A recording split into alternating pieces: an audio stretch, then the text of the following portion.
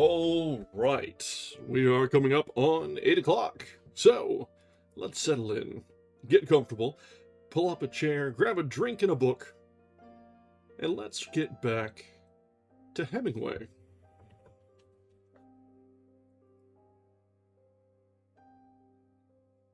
Welcome back. This is our second night of reading from our second Hemingway novel, A Farewell to Arms. This is unfortunately rather relevant in everything going on, but let's try and look past that and just have a nice cozy evening with... Zoe, what? You guys hear her in the background yelling at me? Jeez, oh Pete. Okay, yeah, anyway. As I was saying, let's have a nice cozy read with a comforting read, comforting book with a comforting author. There's something about Hemingway. There's not really any big drama. There's not really so much, like... Yeah, Zoe was certainly yelling at me from across the room. She's got opinions sometimes. This one was, in this case, she was just sitting at the top of the stairwell and enjoying the acoustics.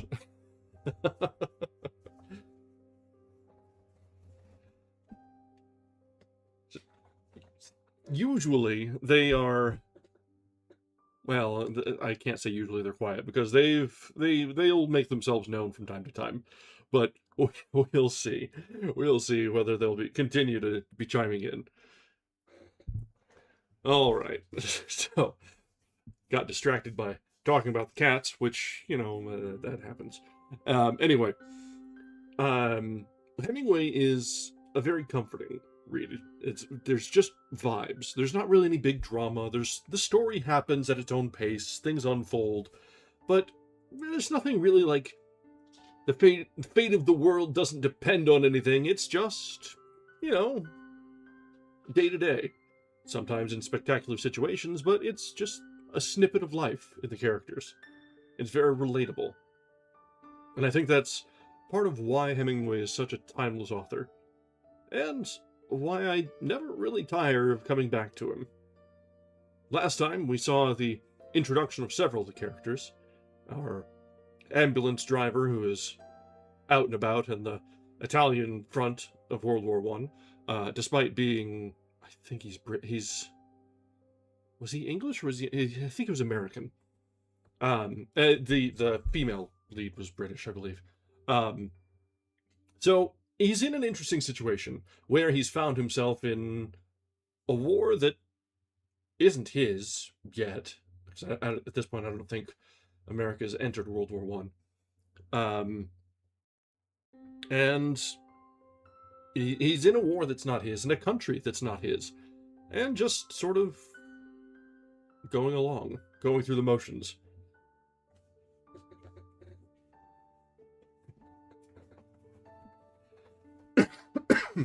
So, let's see where the story will take us tonight, and whether the budding affections between he and his nurse are going to bloom, or there will be some other twists and turns.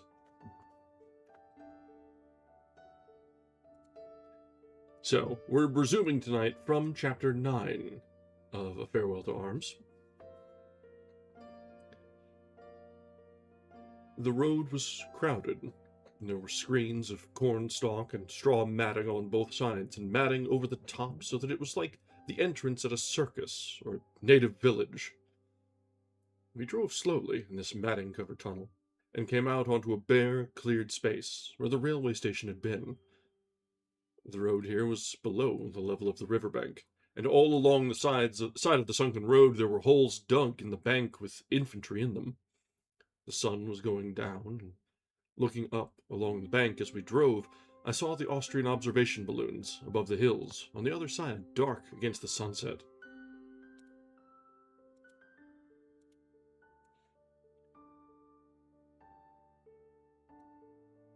We parked the cars beyond a brickyard.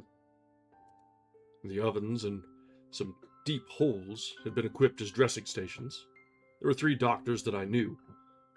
I talked with the major and learned that when it should start and our cars should be loaded, we would drive them back along the screened road and up to the main road along the bridge, where there would be a post and other cars to clear them.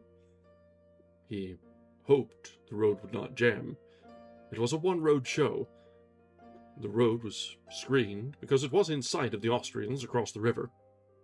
Here, at the brickyard, we were sheltered from rifle or machine gun fire by the riverbank. There was one smashed bridge across the river. They were going to put over another bridge when the bombardment started, and some troops were to cross at the shallows up above at the bend of the river. The major was a little man with upturned mustaches. He had been in the war in Libya and wore 2 wound stripes. He said that if the thing went well, he would see that I was decorated. I said I hoped it would go well, but that he was too kind. I asked him if there was a big dugout where the drivers could stay, and he sent a soldier to show me. I went with him and found the dugout, which was very good.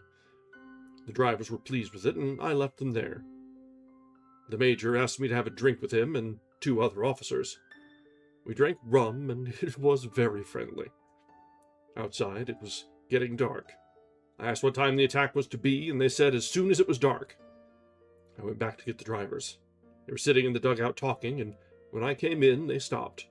I gave them each a package of cigarettes, Macedonias, loosely packed cigarettes that spilled tobacco and needed to have the ends twisted before you smoked them. Monera lit his lighter and passed it around. The lighter was shaped like a Fiat radiator. I told them what I had heard. "Why didn't we see the post when we came down?" Passini asked. "It was just beyond where we turned off." "That road will be a dirty mess," Monera said. "They'll shell the shit out of us." "Probably. What about eating, Lieutenant? We won't get a chance to eat after this thing starts." "I'll go and see now," I said. "You want us to stay here, or come to look around?"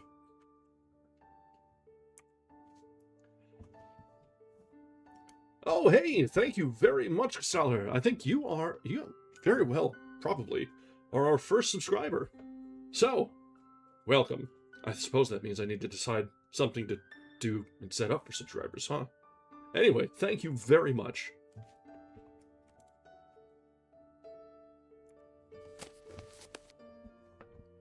Yeah, last stream was the first time that we'd hit affiliate, or was the first stream after we hit affiliate.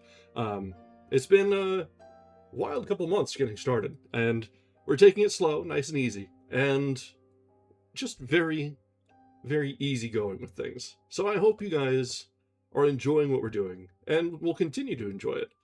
So, if you have any suggestions on what we should do with our new affiliate status, what we should do as perks for subscribers, I know I have some ideas for emotes that I need to put together, but if you have anything that you're obviously probably more familiar with Twitch than I am. I'm not really much of a Twitcher.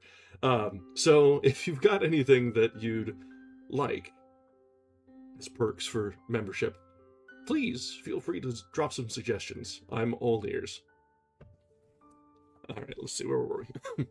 Better stay here. I went back to the major's dugout, and he said the field kitchen would be along, and the drivers could come and get their stew. He would loan them mess tins if they did not have them. Hey, did you just gift 2 subs? Well, okay, now, Akamos, and Starmiria, and Castellar, our 3 regulars, are now members. Thank you very much. And I hope everyone enjoys their status. And now that we've got ads figured out, none of you will see ads. Funny how that works.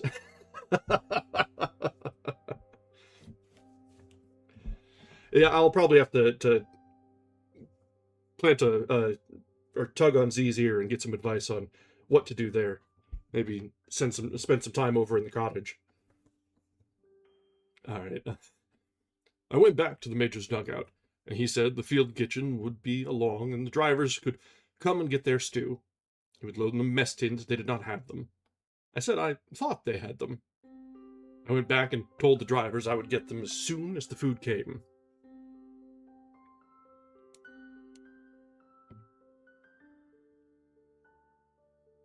Minera said he hoped it would come before the bombardment started.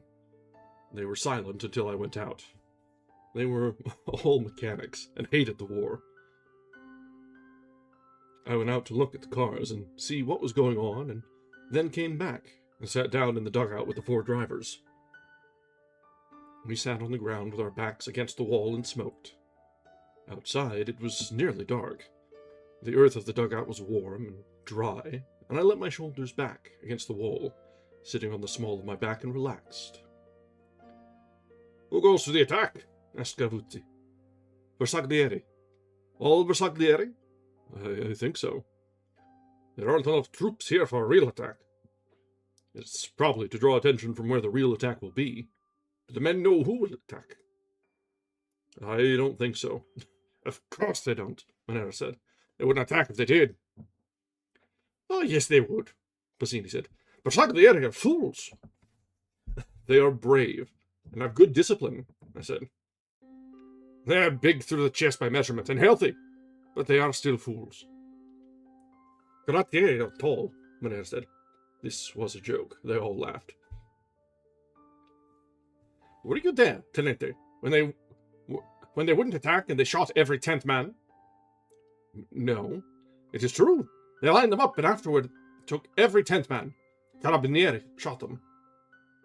"Carabinieri," said Bassini, spat on the floor. "But those grenadiers, all over 6 feet, they wouldn't attack." "If everybody would not attack, the war would be over," Minera said. It wasn't that way with the Granatieri. They were afraid. The officers all came from such good families."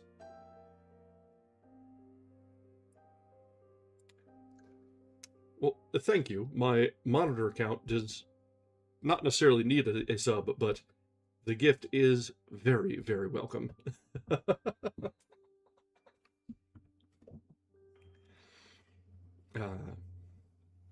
Some of the officers went alone. "A sergeant shot two officers who would not get out." "Some troops went out." "Those that went out were not lined up when they took the 10th men." "One of those shot by the Carabinieri is from my town," Bassini said. "He was a big, smart, tall boy to be in the Granatieri. Always in Rome, always with the girls, always with the Carabinieri." He laughed. "Now, they have a guard outside his house with a bayonet, and nobody can come to see his mother and father and sisters, and his father loses his civil rights and cannot even vote. They are all without law to protect them. Anybody can take their property. If it wasn't that happens to their families, nobody would go to the attack." Yeah, certainly. A small, tight-knit community is the best sort. We've got good people around here. I hope we all continue to be good to each other. "Yes, Alpini would. These VE soldiers would. Some Bersaglieri. Bersaglieri have run too. Now they try to forget it."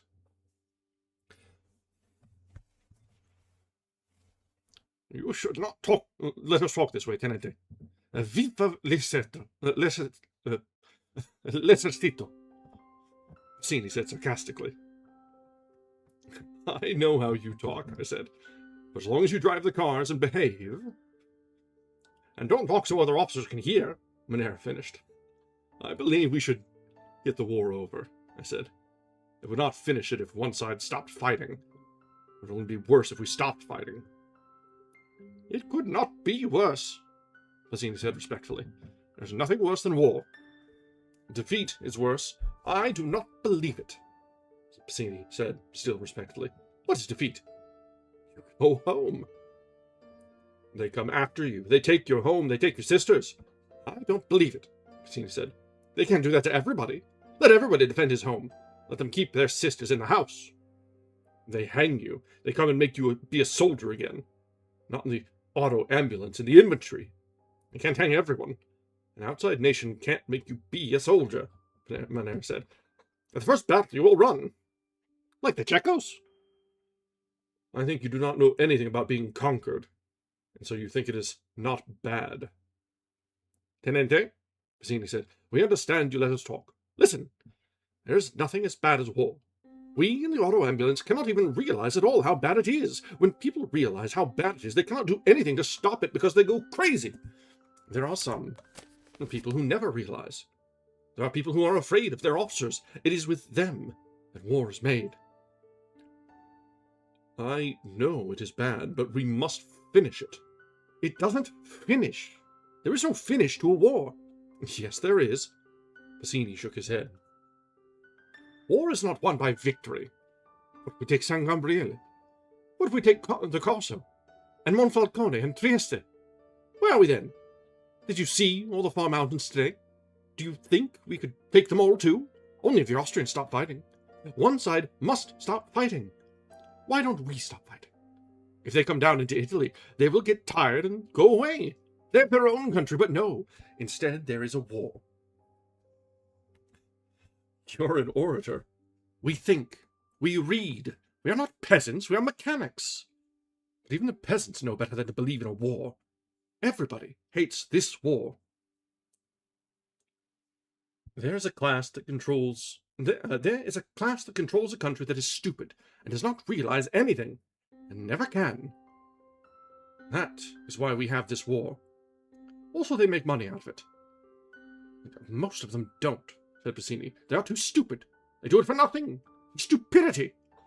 Okay, Bassini's getting way too real up in here. Jeez, oh Pete. We must shut up, said Manera. We talk too much, even for the Tenente. He likes it, said Bassini. We will convert him. But now we will shut up, Manera said. Do we eat yet, Tenente? Cavuzzi asked. I'll go and see, I said. Gordini stood up and went outside with me. Is there anything I can do, Tenente? Can I help in any way? He was the quietest one of the four. Come with me if you want, I said, and we'll see. It was dark outside. The long light from the searchlights was moving over the mountains. There were big searchlights on the front mounted on camions that you passed sometimes on the roads at night. Close behind the lines, the camion stopped, a little off the road. An officer directing the light and the crew scared. We crossed the brickyard and stopped at the main dressing station. There was a little shelter of green branches outside over the entrance, and in the dark the night wind rustled the leaves dried by the sun. Inside there was a light. The major was at the telephone, sitting on a box. One of the medical captains said the attack had been put forward an hour. He offered me a glass of cognac. I looked at the board tables, the instruments shining in the light, the basins and the stoppered bottles. Gordini stood behind me. The major got up from the telephone. "He starts now," he said. "It has been put back again." I looked outside. It was dark, and the Austrian searchlights were moving on the mountains behind us. It was quiet for a moment still. Then, from all the guns behind us, the bombardment started. "Savoia," said the major. "About the soup, Major," I said. He did not hear it. I repeated it. "It hasn't come up." A big shell came in and burst outside in the brickyard. Another burst, and the noise you could hear, the smaller noise of the brick and the dirt raining down. "What is there to eat?" "We have a little pasta asciutta," the major said. "I'll take what you can give me." The major spoke to an orderly who went out of sight in the back, and came back with a metal basin of cold-cooked macaroni. I handed it to Gordini. "Have you any cheese?" The major spoke grudgingly to the orderly, who ducked back into the hole again and came out with a quarter of a white cheese. "Thank you very much," I said. "You'd better not go out." Outside, something was set down beside the entrance. One of the two men who had carried it looked in. "Bring him in," said the major. "What's the matter with you? Do you want us to come outside and get him?" The two stretcher-bearers picked up the man under the arms and by the legs and brought him in. "Slit the tunic," the major said. He held a forceps with some gauze in the end. The two captains took off their coats. "Get out of here," the Major said to the 2 stretcher bearers. "Come on," I said to Gordini. "You better wait until the shelling is over," the Major said over his shoulder. "They want to eat," I said. "As you wish." Outside, we ran across the brickyard. A shell burst short near the riverbank. Then there was one that we did not hear coming until the sudden rush. We both went flat, and with the flash and bump of the burst and the smell heard the singing off of the fragments and the rattle of falling brick. Gordini got up and ran for the dugout. I was after him, holding the cheese, its smooth surface covered with brick dust. Inside the dugout were the 3 drivers, sitting against the wall, smoking. "Here, you patriots," I said. "How are the cars?" Monero said. "All right." "Did they scare you, Tenente?" "You're damn right," I said. I took out my knife, opened it, wiped off the blade, and pared off the dirty outside surface of the cheese. Gavuzzi handed me the basin of macaroni. "Starting to eat, Tenente?" "No," I said. "Put it on the floor. We'll all eat." "None of folks." "What the hell?" I said in English. I cut the cheese into pieces and laid them on the macaroni. Sit down to eat. "Sit down to it," I said. They sat down and waited. I put thumb and fingers into the macaroni and lifted. A mass loosened. "Lift it high, Tenente." I lifted it to arm's length, and the strands cleared. I lowered it into the mouth, sucked and snapped in the ends, and chewed. Then took a bite of cheese, chewed, then a drink of the wine. It tasted of rusty metal. I handed the canteen back to Passini. "It's rotten," he said. "It's been in there too long. I had it in the car." They were all eating, holding their chins close over the basin, tipping their heads back, sucking in the ends. I took in another mouthful and some cheese and a rinse of wine. Something landed outside that shook the earth. 420 or milliliter, Gavuzzi said. "There aren't any 420s in the mountains," I said. "They have big Skoda guns. I've seen the holes. 305s. We went on eating. There was a cough, a noise like a railway engine starting, and then an explosion that shook the earth again. "This isn't a deep dugout," Passini said. "That was a big trench mortar." "Yes, sir." I ate the end of my piece of cheese and took a swallow of wine. Through the other noise, I heard a cough. Then came the choo, choo, choo. Then there was a flash. As when a blast furnace door is swung open, and a roar that started white and went red and on in a rushing wind. I tried to breathe, but my breath would not come, and I felt myself rush bodily out of myself and out and out and out, and all the time bodily in the wind. I went out stiffly, all of myself. I knew I was dead and that it had been a mistake to think you just died. Then I floated. Instead of going on, I felt myself slide back. I breathed and I was back. The ground was torn up, and in front of my head there was a splintered beam of wood. In the jolt in my head I heard somebody crying. I thought somebody was screaming.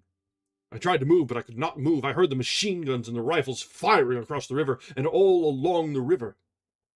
There was a great splashing. I saw the star shells go up and burst and float whitely, and rockets going up, and heard the bombs. All this in a moment. And then I heard close to me someone saying, "Mamma mia! Oh, mamma mia!" I pulled and twisted and got my legs loose finally, and turned around and touched him. It was Passini. When I touched him, he screamed. His legs were toward me, and I saw in the dark and the light that they were both smashed above the knee. One leg was gone. The other was held by tendons, and part of the trouser and the stump twitched and jerked as though it were not connected. He bit his arm and moaned, "Oh, mamma mia, mamma mia!" Then, "Dio te salve Maria, Dio te salve Maria!" "Oh, Jesus, shoot me, Christ, shoot me, mamma mia, beautiful, lovely Mary, shoot me, oh, Jesus, love me, stop, oh. Then choking. Mamma mia.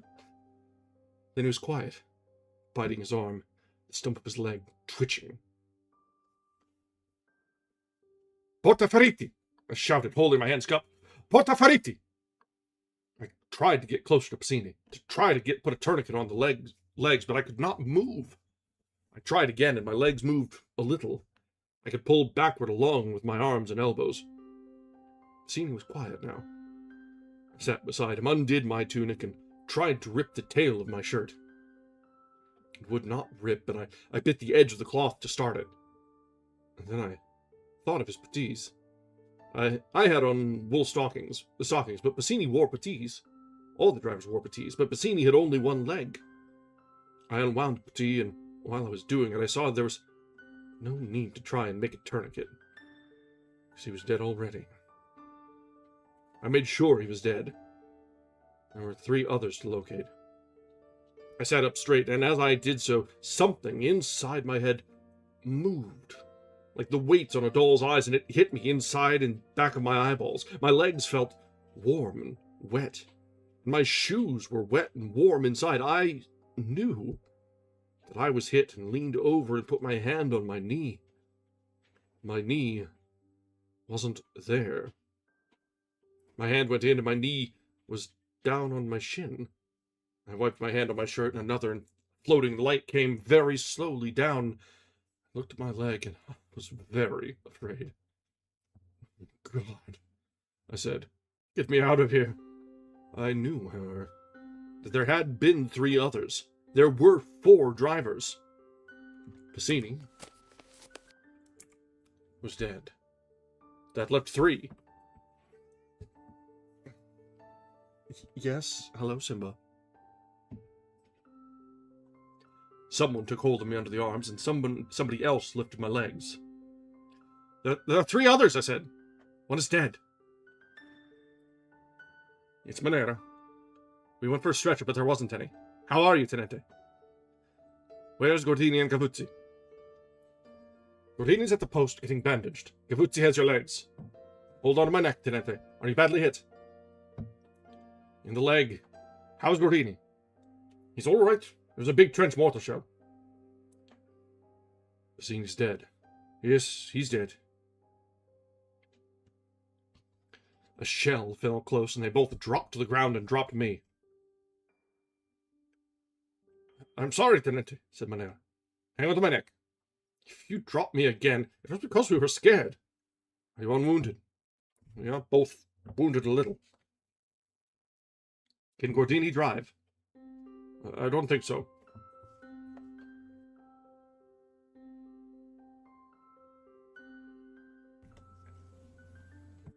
They dropped me once more before we reached the post.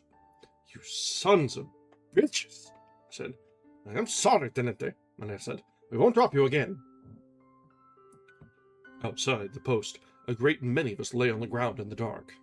They carried wounded in and brought them out. I could see the light come out from the dressing station when the curtain opened, and they brought someone in or out. The dead were off to one side. The doctors were working with their sleeves up to their shoulders and were red as butchers.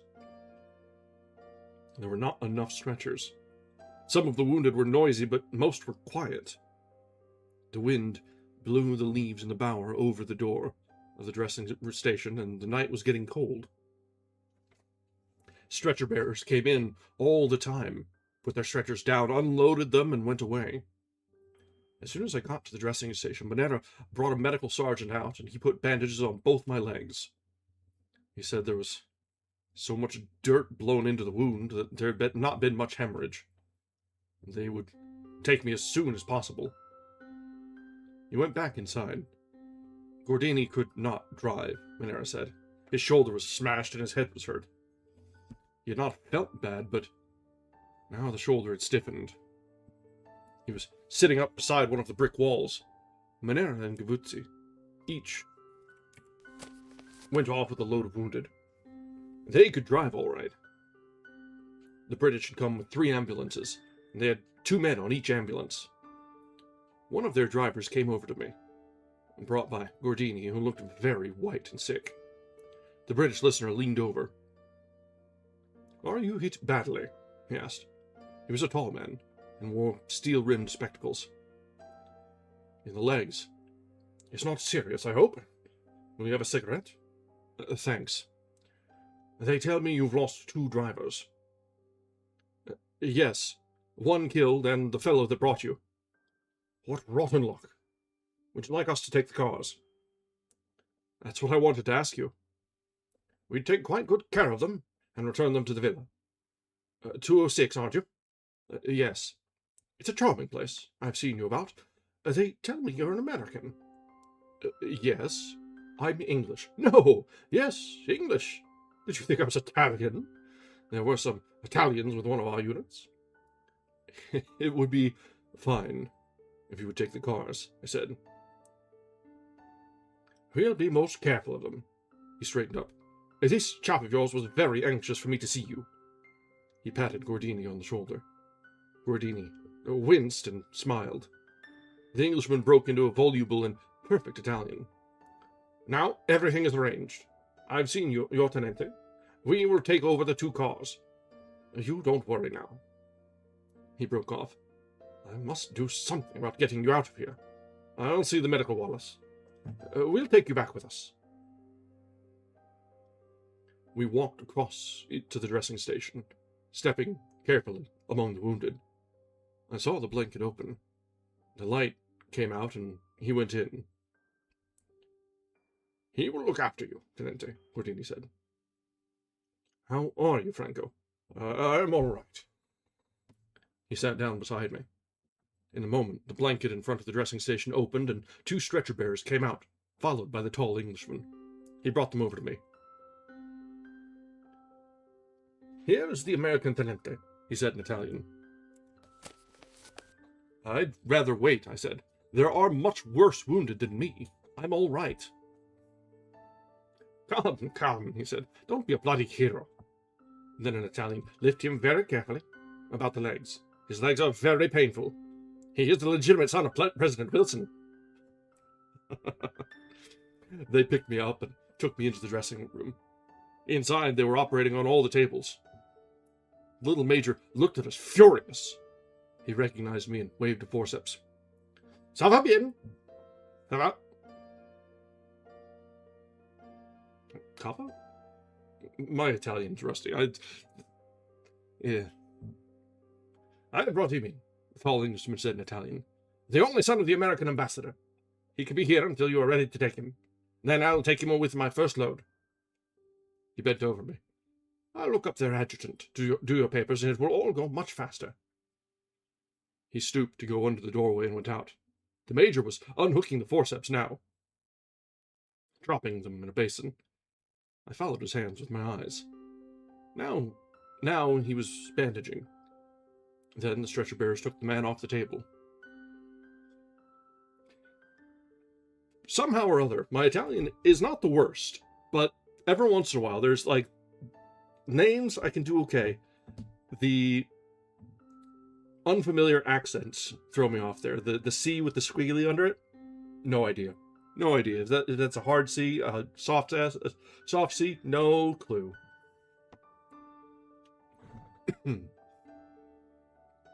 "I'll take the American Tenente," one of the captains said. They lifted me onto the table. It was hard and slippery. There were many strong smells, chemical smells, and the sweet smell of blood. They took off my trousers, and the medical captain commenced dictating to the sergeant adjutant while he worked.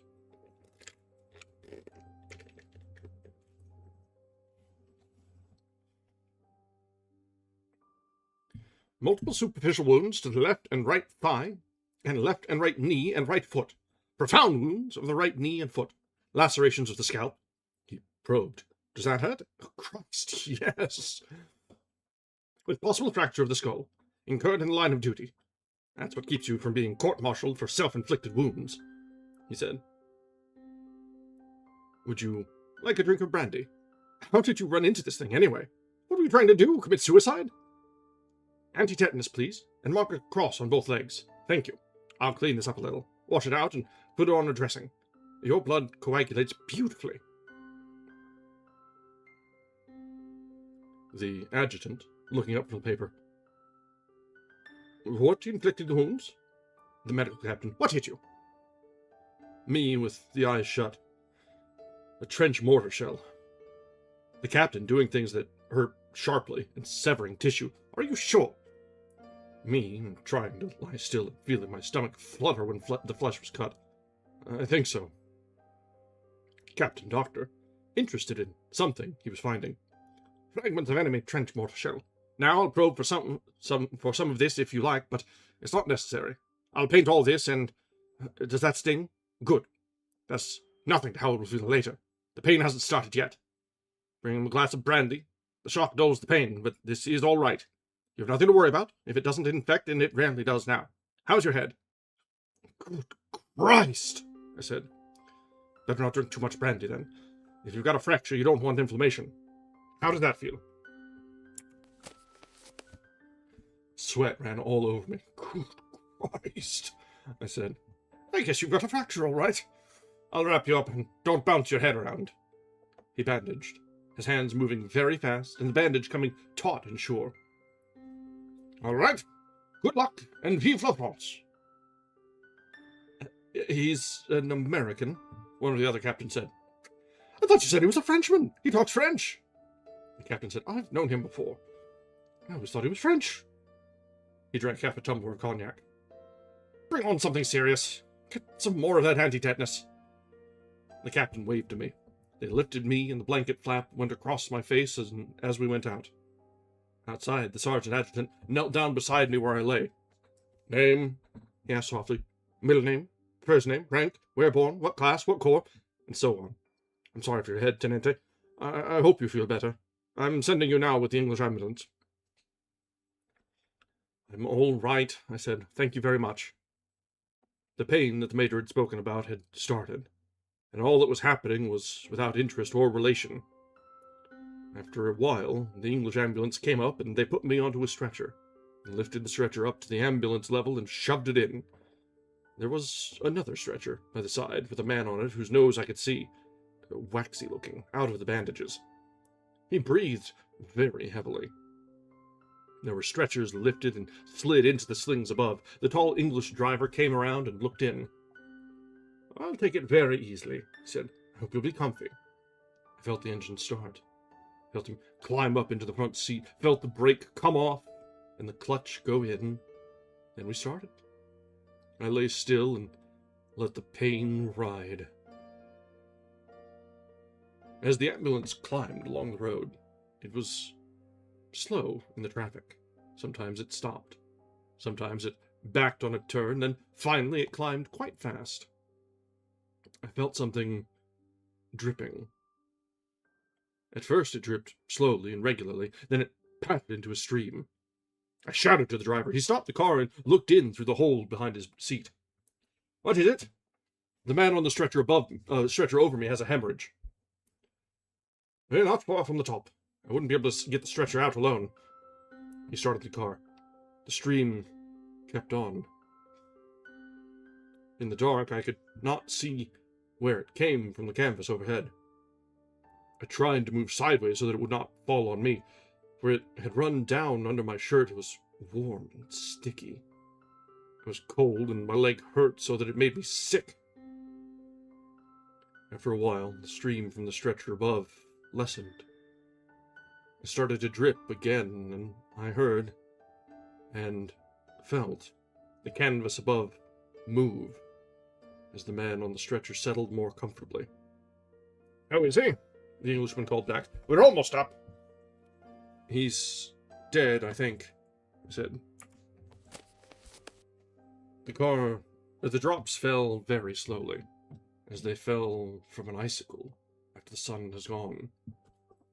It was cold in the car in the night, as the road climbed. At the post on the top, they took the stretcher out and put another in, and we went on.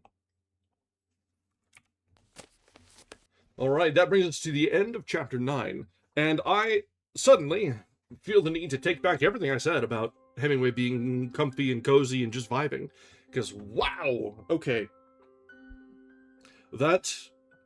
I knew from synopsises that the narrator here was going to be injured, that was a rather graphic depiction of the wounding and everything going on, being caught in the shelling, and a very real depiction of how World War I was. Yeah, exactly. It was inevitable.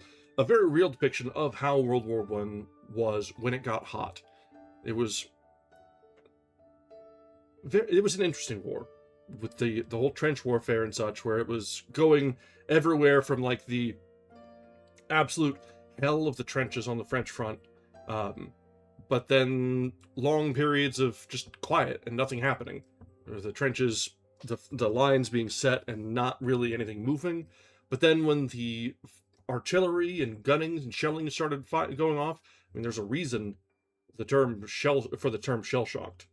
This is it.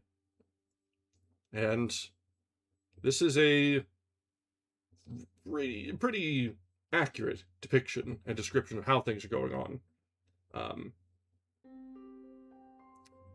Our narrator took it unreasonably well, honestly, so I assume that he's been pretty much entirely in shock for basically the entire chapter.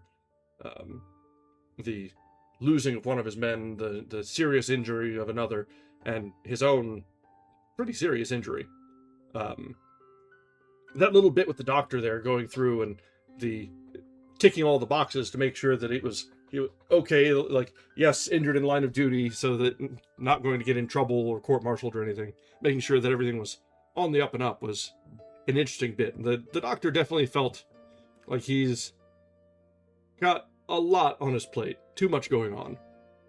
The Englishman there was fun, as he was introduced to the major that their American was the son of the president. And then as he was getting into the sergeant and the triage, like, oh no, this is the ambassador's only son.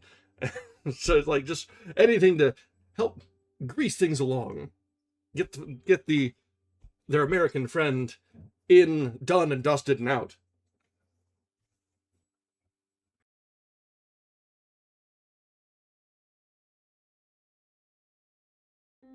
All right, let's see if we're going to be able to get through. Yeah, healthcare never changes. Whatever you need to do to tease the system along. All right, let's try and get through chapter 10 before we have our break on the hour.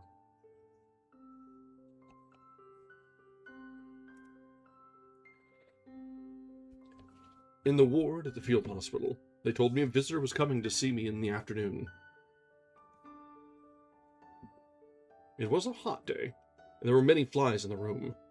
My orderly had cut paper into strips and tied the strips to a stick to make a brush that swished the flies away. I watched them settle on the ceiling. When he stopped swishing and fell asleep, they came down, and I blew them away and finally covered my face with my hands and slept too. It was very hot, and when I woke, my legs itched. I waked the orderly, and he poured mineral water on the dressings. That made the bed damp and cool. Those of us that were awake talked across the ward. The afternoon was a quiet time. In the morning, they came to each bed in turn.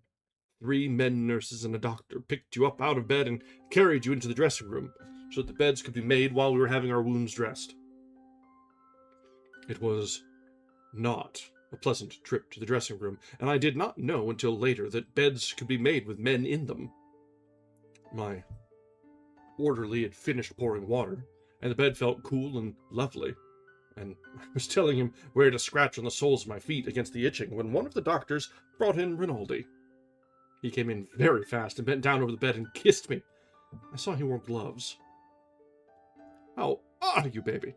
How do you feel? I bring you this." It was a bottle of cognac. The orderly brought a chair and sat down. "And good news! You will be decorated. They want to get you the Medaglia d'Argento, but perhaps they can only get the bronze." "What for?" "Because you are gravely wounded. They say if you can prove you did any heroic act, you can get silver. Otherwise, it will be the bronze. Tell me exactly what happened. Did you do any heroic act?" "No," I said. "I was blown up while we were eating cheese." "Be serious. You must have done something heroic either before or after. Remember carefully." "I did not. Didn't you carry anybody on your back?" Gordini says you carried several people on your back, but the medical major at the first post declares it is impossible. He has to sign the proposition for the citation. I didn't carry anybody. I couldn't move. That doesn't matter. He took off his gloves. I think we can get you the silver. Didn't you refuse to be medically aided before the others? Not very firmly.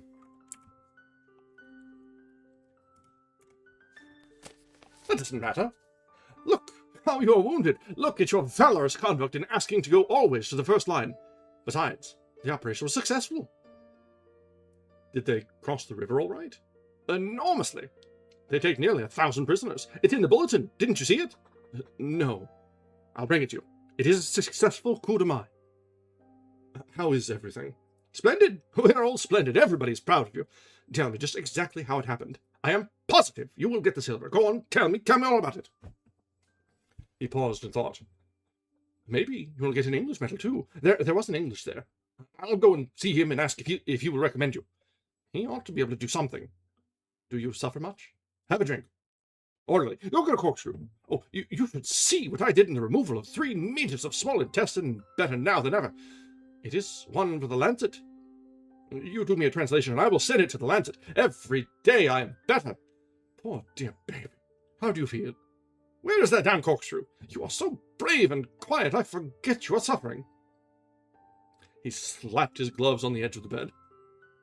Here's the corkscrew, Signor Tenente, the orderly said. Open the bottle, bring a glass, drink that, baby. How is your poor head? I looked at your papers. You haven't any fracture. That major at the first post was a hog butcher. I would take you and never hurt you. I never hurt anybody. I learn how to do it. Every day I learn to do things smoother and better. You must forgive me for talking so much, baby. I am very moved to see you badly wounded. There, drink that. It's good. It costs 15 lire. It ought to be good. 5 stars after I leave there. Here, I'll go to see the English, and he'll get you an English medal. They don't give them like that. You are so modest. I'll send the liaison officer. He can handle the English.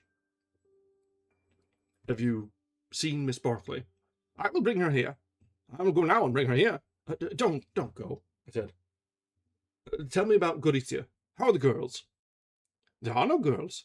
For 2 weeks now they haven't changed them. I don't go there anymore. It is disgraceful. They aren't girls. They're old war comrades. You don't go at all? I just go to see if there's anything new. I stop by. They all ask for you. It is a disgrace that they should just stay so long that they become friends. Maybe girls don't want to go to the front anymore. Of course they do. There are plenty of girls. It is just bad administration. They're keeping them for the pleasure of the dugout hiders in the rear. Poor Rinaldi, I said, all alone at the war with no new girls. Rinaldi poured himself another glass of the cognac. I don't think it will hurt you, baby. You take it. I drank the cognac and felt it warm all the way down. Rinaldi poured another glass. He was quieter now. He held up the glass. To your valorous wounds. To the silver medal. Tell me, baby, when you lie here all the time in the hot weather, don't you get excited? Well, sometimes. I can't imagine lying like that. I would go crazy. You are crazy. I wish you were back. No one to come in at night from adventures. No one to make fun of. No one to lend me money. No blood brother and roommate. Why do you get yourself wounded? You can make fun of the priest. That priest. It isn't me that makes fun of him. It's the captain. I like him. If you must have a priest, have that priest. He's coming to see you. He makes big preparations. I like him. Oh, I knew it. Sometimes I think you and he are a little that way, you know. No, you don't. Yes, I do sometimes. A little that way, like the number of the 1st Regiment of the Brigata Ancona. Go to hell. He stood up and put on his gloves. Oh, I love to tease you, baby. With your priest and your English girl. And really, you are just like me underneath. No, I'm not. Oh, yes, we are. You are really an Italian. All fire and smoke and nothing inside. You only pretend to be American. We're brothers and we love each other. Be good while I'm gone, I said. I will send Miss Barclay. You're better with her without me. You're purer and sweeter. Go to hell. I will send her. Your lovely, cool goddess. English goddess? My God, what would a man do with a woman like that except worship her? What else is an Englishwoman good for? You are an ignorant, foul-mouthed doggo. A what? An ignorant wop. Wop! You are a frozen-faced... wop. You are ignorant, stupid. I saw that word pricked him, and kept on. Uninformed, inexperienced, stupid from inexperience.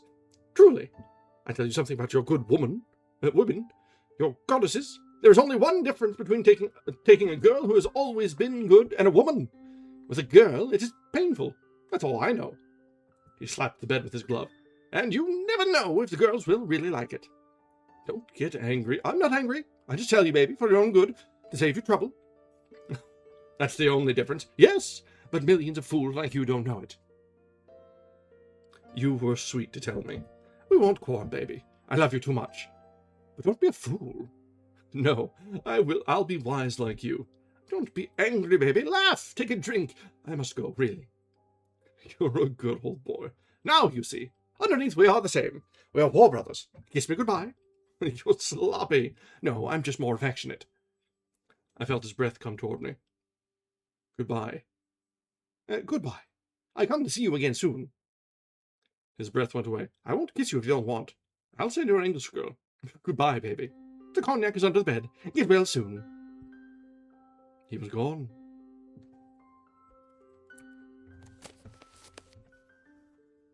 All right, so we're seeing the sort of the not really a return to normalcy, but at least back to the camp. The return of the roommate, the surgeon, the second opinion, and the friendly angle shooting to try and get him a little bit of a better medal. And as with most people who go through problems like that, he's not really out for his own valor or anything of the sort. He just wants it done and over with and out of the way. A very reasonable sort of reaction, I think. Still, honestly, with everything that's gone through, pretty well held together. He's probably, considering the time, probably not on some really wonderful painkillers. So he's got several wounds and is laid up in bed and still doing okay, all told. Surrounded by good friends, as he's found, and about to be reunited with his lady liaison. So, let's go ahead and take a short break. It's a little bit early, but I'll go ahead and fire off our ad break and take our standard little short break here. Top up our drinks, stretch your legs a little bit, and we'll be back in just a few minutes where we'll continue from Chapter 11 of Farewell to Arms.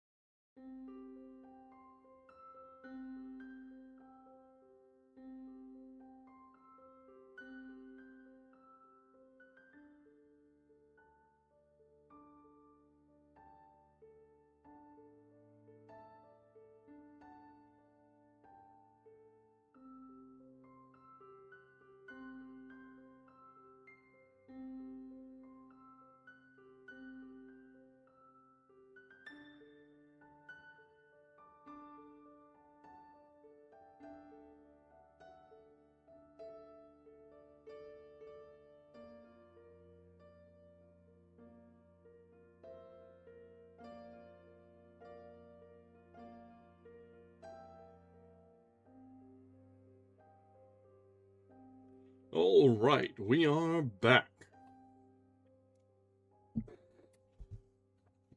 Let me update our drink here, because wouldn't you know it, a 3-minute ad break is just long enough to mix up a nice, well, okay, it's not really much mixing, but we broke out the Woodford Reserve tonight. I found a bottle relatively on the cheap a few weeks back, and this is very fitting for Hemingway.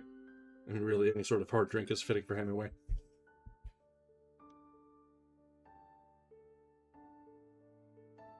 Man was a prodigious drunk. And that's, you know what, that's my sort of people. But I would rather you not be about. So, goodbye.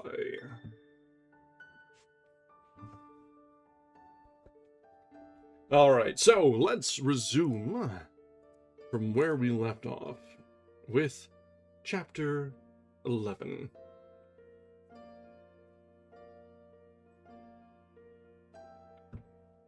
Yeah, that does fit pretty well, yeah. It reminds me a lot of that as well. When he's breaking character and having a little bit more of a personal moment. Yeah.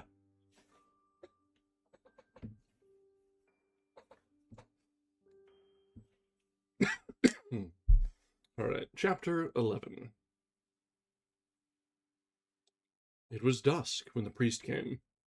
They had brought the soup and afterward taken away the bowls, and I was lying looking at the rows of beds and out of the window at the treetop that moved a little in the evening breeze. The breeze came in through the window, and it was cooler with the evening. The flies were on the ceiling now, and on the electric light bulbs that hung on wires. The lights were only turned on when someone was brought in at night or when something was being done. It made me feel very young to have the dark come after the dusk and then remain. It was like being put to bed after early supper. The orderly came down between the beds and stopped.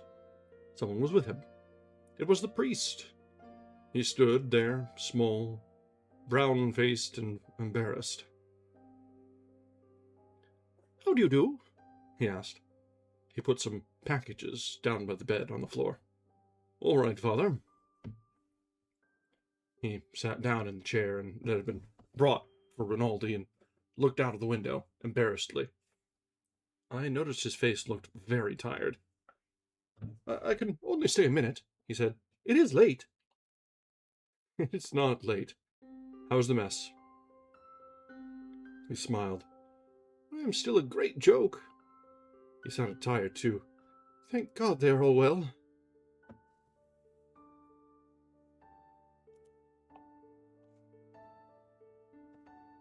I'm so glad you are all right," he said. "I hope you don't suffer." He seemed very tired. I was not used to seeing him tired. Not anymore. "I miss you at the mess." "I wish I were there. I always enjoyed our talking." "I brought you a few little things," he said. He picked up the packages. "This is mosquito netting. This is a bottle of vermouth. You like vermouth? These are English papers. Please open them." He was pleased and undid them. I held the mosquito netting in my hands. The vermouth he held up for me and to see, and then put it on the floor beside the bed. I held up one of the sheaf of English papers. I could read the headlines by turning it so the half light from the window was on it. It was the news of the world. "The others are illustrated," he said. "It will be a great happiness to read them. Where did you get them?" "I sent for them to Mister. I will have more."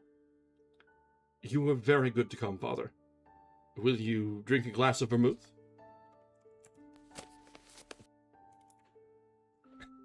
"Thank you. You keep it. It's for you." No. Drink a glass." "All right. I will bring you more then." The orderly brought the glasses and opened the bottle. He broke off the cork, and the end had to be shoved down into the bottle. I could see the priest was disappointed, but he said, It's all right. It's no matter. Here's to your health, Father. To your better health. Yeah, for sure. Have one friend show up with cognac, another one show up with vermouth. I mean, vermouth isn't exactly my choice of drink. Usually it's more of a mixer, honestly, but it's better than being dry. Come on.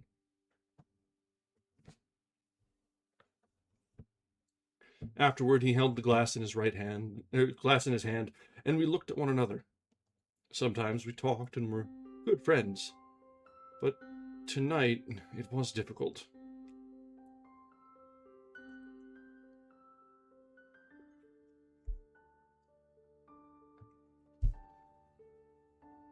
Yeah, sweet vermouth is really, I mean, usually sweet vermouth I use as a mixer as well, but by itself, it's fine. It's fine. I'm not really a big fan of sweeter drinks anyway, though, so that works, kind of.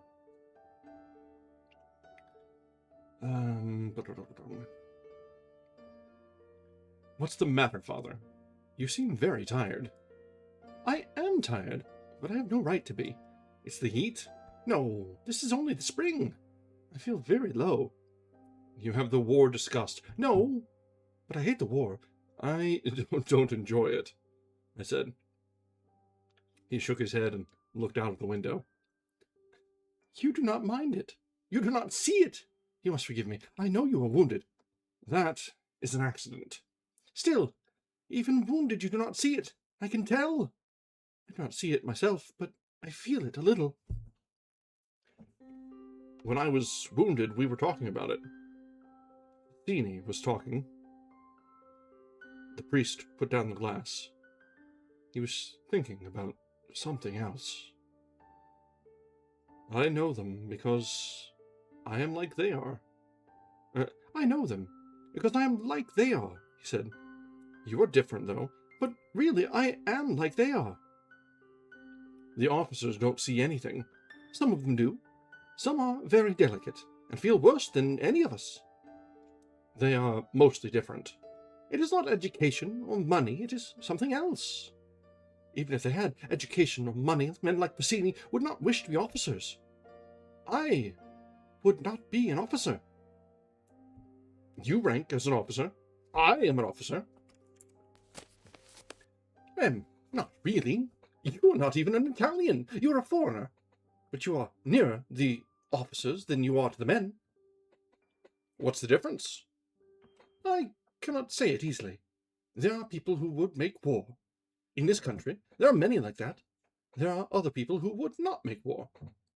But the first ones make them do it. Yes, and I help them. You are a foreigner. You are a patriot.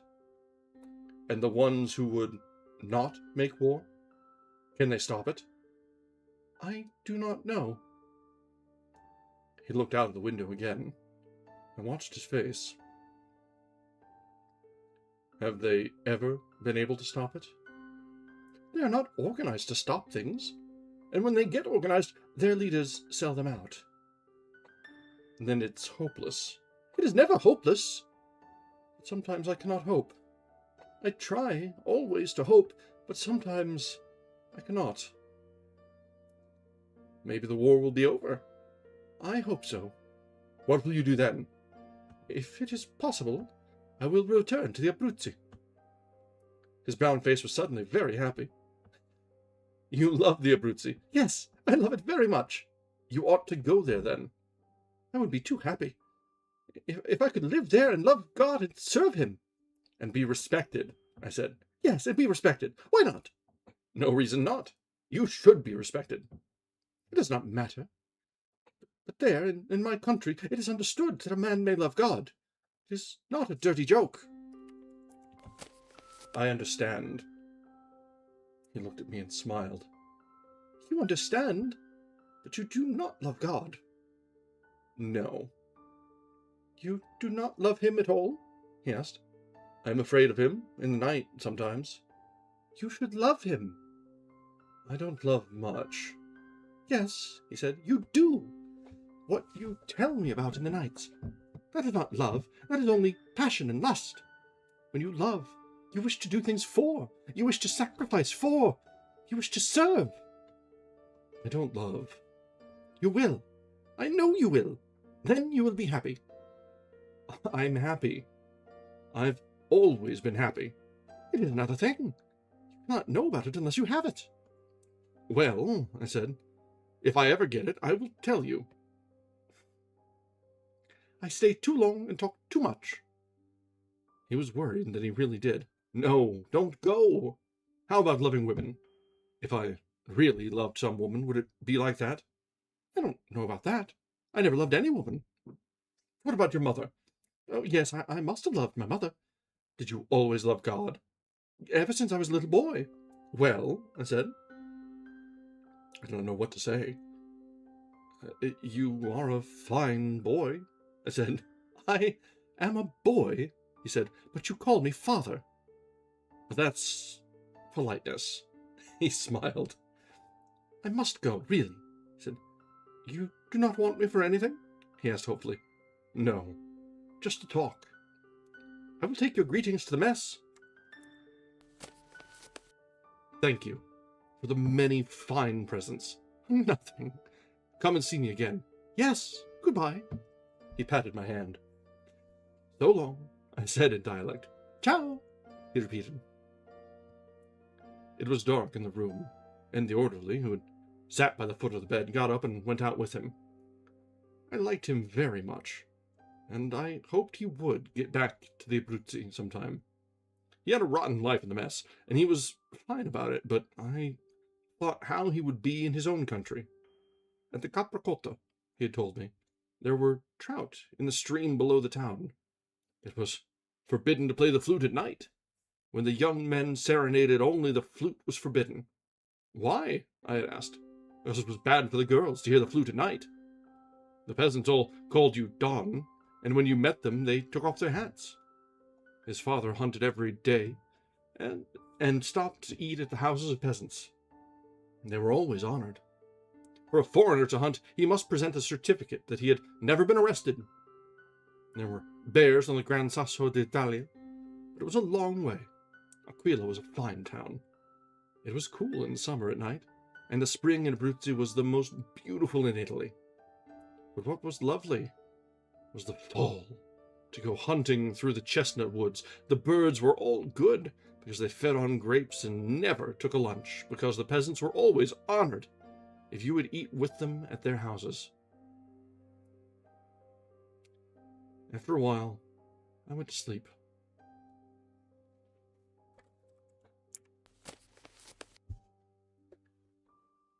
I like the father here. He's an interesting character in a direct contrast to a lot of the more rough around the edges soldiers that we've seen so far, whether they be the officers or the enlisted men. He's a contrast that is nice to see from time to time, and he's very firmly aware that, as in all wars, there's an undercurrent at play. There's those that are pushing for things that are not to the common good, and those that are trying not to partake, but are forced to. And despite a situation being despairing, and it being hard to find hope, it's never really hopeless. That is a sentiment that can hit really hard, and continues to be relevant through all ages. Times can be hard, and it can be hard to find hope, but it is good to remember that there is always a little glimmer, something to hold on to. It's never completely hopeless, but it can be hard. It can be hard. All right, let's continue. Otherwise, we're going to get too maudlin up in here. So, chapter 12.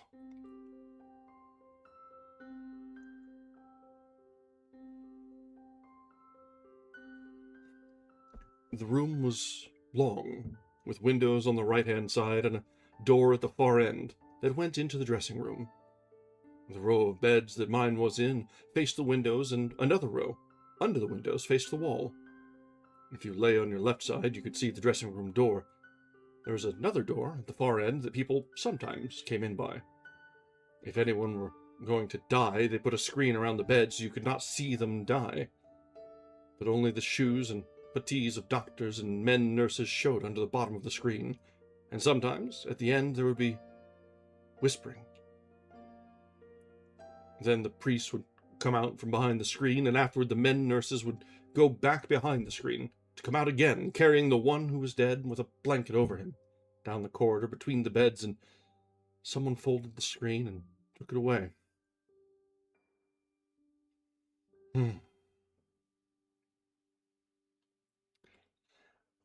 I have to look up and see where MASH is streaming, because honestly, that is one of the best shows to have just as plain background noise.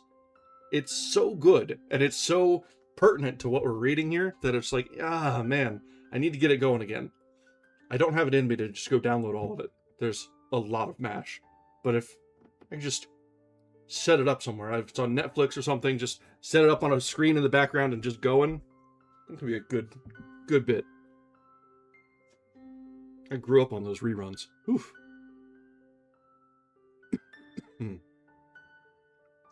That morning, the major in charge of the ward asked me if I felt that I could travel the next day. I said I could. He said then they would ship me out early in the morning.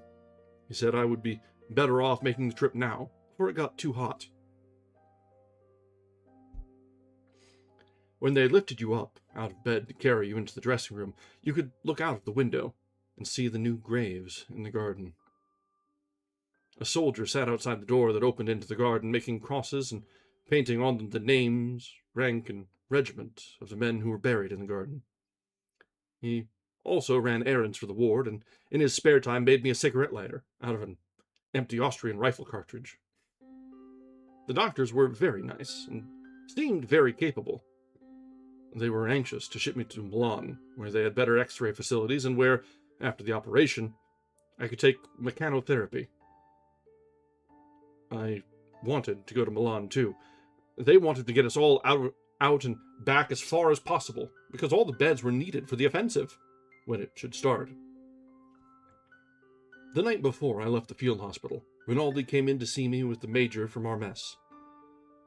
He said that I would go to an American hospital in Milan that had just been installed. Some American ambulance units were to be sent down, and this hospital would look after them, and any other Americans on service in Italy. There were many in the Red Cross. The States had declared war on Germany, but not on Austria. Remember, World War I was incredibly convoluted. There weren't really sides so much as an entangled web of this group was at war with this group because of relations and treaties with this group, but they weren't at war with this group because of a gap in these treaties. It was just a mess. The Italians were sure America would declare war on Austria too, and they were very excited about any Americans coming down, even the Red Cross. They asked me if I thought President Wilson would declare war on Austria, and I said it was only a matter of days. I did not know what we had against Austria, but it seemed logical that they should declare war on her if they did on Germany. They asked me if we would declare war on Turkey. I said that was doubtful. Turkey, I said, was our national bird. But the joke translated so badly, they were so puzzled and suspicious that I said, yes, we would probably declare war on Turkey. And on Bulgaria? We had drunk several glasses of brandy, and I said, yes, by God, on Bulgaria too, and on Japan. But they said Japan is an ally of England. You can't trust the bloody English. The Japanese want Hawaii. I said, where's Hawaii? It is in the Pacific Ocean. Why do the Japanese want it? They don't really want it, I said. That is all talk. The Japanese are a wonderful little people, fond of dancing and light wines, like the French, said the major. We will get Nice and Savoia from the French. We will get Corsica and all the Adriatic coastline, Rinaldi said. Italy will return to the splendors of Rome, said the Major. I don't like Rome, I said. It is hot and full of fleas. You don't like Rome? Yes, I love Rome. Rome is the mother of nations. I will never forget Romulus suckling the Tiber. What? Nothing. Let's all go to Rome. Let's all go to Rome tonight and never come back. Rome's a beautiful city, said the Major. The mother and father of nations, I said. Roma is feminine, said Rinaldi. It cannot be the father. Who's the father then? The Holy Ghost? Don't blaspheme. I wasn't blaspheming. I was asking for information. You are drunk, baby. Who made me drunk? I made you drunk, said the Major. I made you drunk because I love you and because America is in the war. Up to the hilt, I said. You go away in the morning, baby, Rinaldi said. To Rome, I said. No, to Milan. To Milan, said the Major. To the Crystal Palace, to the Cova, to Campares, to Biffi's, to the Galleria. You lucky boy. To the Gran Italia, I said. Where I will borrow money from George. To the Scala, said Rinaldi. You will go to the Scala every night, I said. You won't be able to afford it every night, said the Major. That was a paragraph for the ages. Back and forth, having like 3-4 conversations, no quotes, no attributions of who's talking, just back and forth stream of consciousness shit. The tickets are very expensive. I will draw a sight draft on my grandfather, I said. A what? A sight draft. He has to pay for it, or I go to jail. Mr. Cunningham at the bank does it. I live by sight drafts. Can a grandfather jail a patriotic grandson who is dying that Italy may live? Vive the American Garibaldi, said Rinaldi. Vive the sight drafts, I said. We must be quiet, said the Major. Already we've been asked many times to be quiet. Do you go tomorrow? Really, Federico? He goes to the American hospital, I tell you, Rinaldi said. To the beautiful nurses, not the nurses with beards at the field hospital. Yes, said the Major. I know he goes to the American hospital. I don't mind their beards, I said. If any man wants to raise a beard, let him. Why don't you raise a beard, Signor Maggiore? It could not go in a gas mask. Yes, it could. Anything can go in a gas mask. I vomited into a gas mask. Don't be so loud, baby, Rinaldi said. We all know you have been at the front. Oh, you fine baby, what will I do while you are gone? We must go, said the Major. This becomes sentimental. Listen, I have a surprise for you. You're English, you know, the English you go to see every night at their hospital. She is going to Milan, too. She goes with another to be at the American hospital. They had not got nurses yet for America. I talked today with the head of their reparto. They have too many women here at the front. They send some back. How do you like that, baby? All right, yes. You get to live in a big city and you have your English there to cuddle you. Why don't I get wounded? Maybe you will, I said. We must go, said the Major. We drink and make noise and disturb Federico. Don't go. Yes, we must go. Goodbye, good luck. Many things. Ciao, ciao, ciao. Come back quickly, baby. Rinaldi kissed me. You smell of Lysol. Goodbye, baby. Goodbye, many things. The Major patted my shoulder. They tiptoed out. I found I was quite drunk, but went to sleep.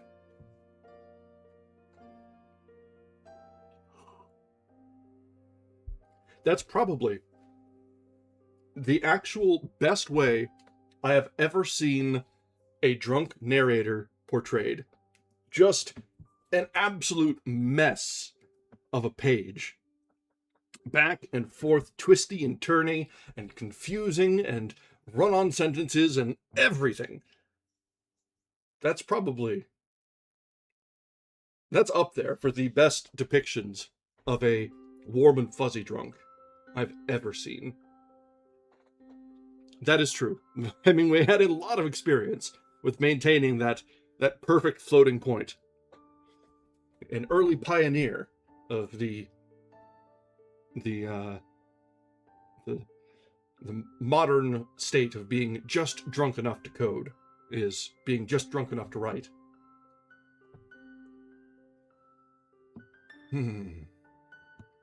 The next day in the morning, we left for Milan and arrived 48 hours later. It was a bad trip. We were sidetracked for a long time this side of Mestre, and the children came and peeked in. I got a little boy to go for a bottle of cognac, but he came back and said he could only get grappa. Ooh. I told him to get it, and when it came, I gave him the change, and the man beside me and I got drunk and slept until past Vicenza, where I woke up and was very sick on the floor. And grappa will do that. It did not matter, because the man on that side had been very sick to the floor several times before. Afterward, I thought, I could not stand the thirst. And, in the yards outside of Verona, I called to a soldier who was walking up and down beside the train, and he got me a drink of water. I woke Giorgetti, the other boy who was drunk, and offered him some water. He said to pour it on his shoulder and went back to sleep. The soldier would not take the penny I offered him, and brought me a pulpy orange. I sucked on that and spit out the pith and watched the soldier pass up and down past a freight car outside. And after a while, the train gave a jerk and started.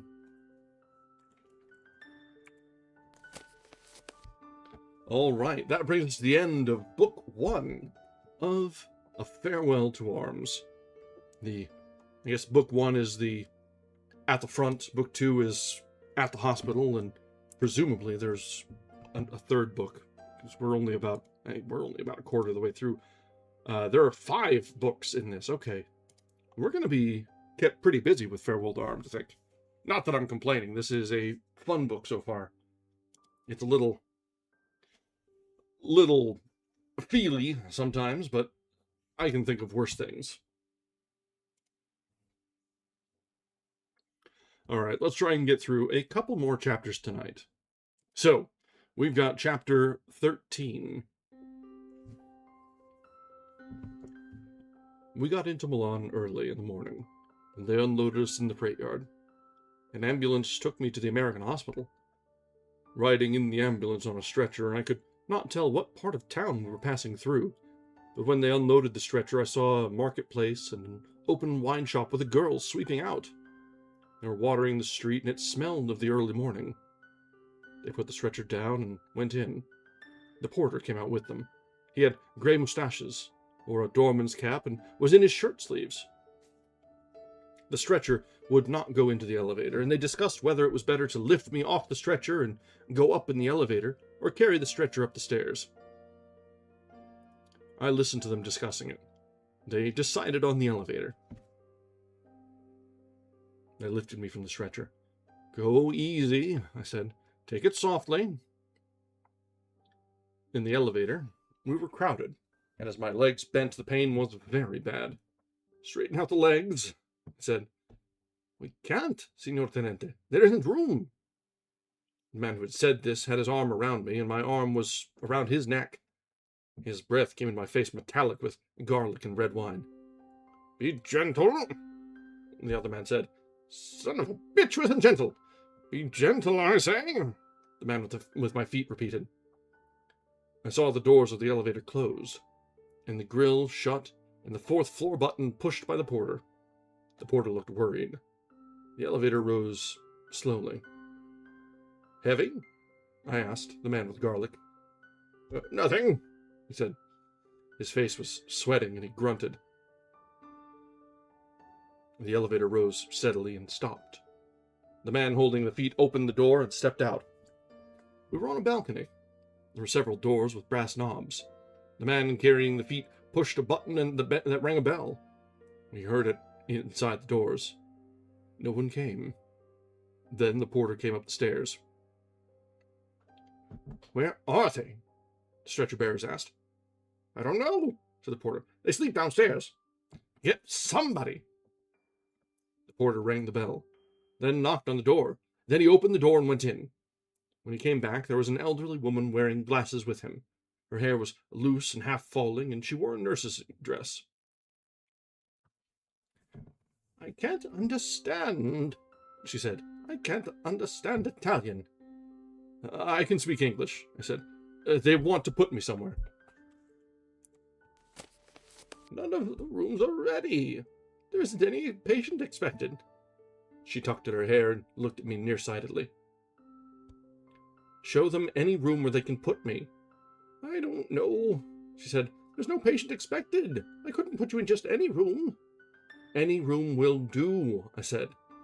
Then to the porter in Italian, "Find an empty room." "They are all empty," said the porter. "You are the first patient." He held his cap in his hand and looked at the elderly nurse. "For Christ's sweet sake, take me to some room."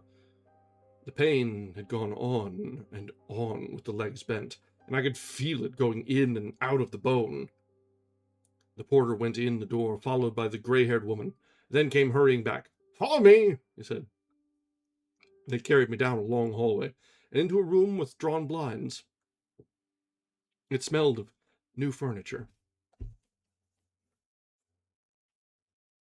There was a bed and a big wardrobe with a mirror. They laid me down on the bed. "They can't put on sheets," the woman said. "The sheets are locked up." I did not speak to her. "There's money in my pocket," I said to the porter, "in the button-down pocket." The porter took out the money. The two stretcher-bearers stood beside the bed holding their caps. "Give them 5 lire apiece, and 5 lire for yourself. My papers are in the other pocket. You may give them to the nurse." The stretcher-bearers saluted and said thank you. "Goodbye," I said, "and many thanks." They saluted again and went out. "Those papers," I said to the nurse, "describe my case and the treatment already given." The woman picked them up and looked at them through her glasses. There were 3 papers, and they were folded. "I don't know what to do," she said. "I can't read Italian. I can't do anything about it without the doctor's orders." She commenced to cry and put the papers in her apron pocket. "You're an American?" she asked, crying. "Yes. Please put the papers on the table by the bed." It was dim and cool in the room. As I lay on the bed, I could see the big mirror on the other side of the room, but could not see what it reflected. The porter stood by the bed. He had a nice face and was very kind. "You can go," I said to him. "You can go too," I said to the nurse. "What is your name?" "Mrs. Walker." "You can go, Mrs. Walker. I think I will go to sleep." I was alone in the room. It was cool and did not smell like a hospital. The mattress was firm and comfortable, and I lay without moving, hardly breathing, happy in feeling the pain lessen. After a while, I wanted a drink of water and found the bell on a cord by the bed and rang it, but nobody came. I went to sleep.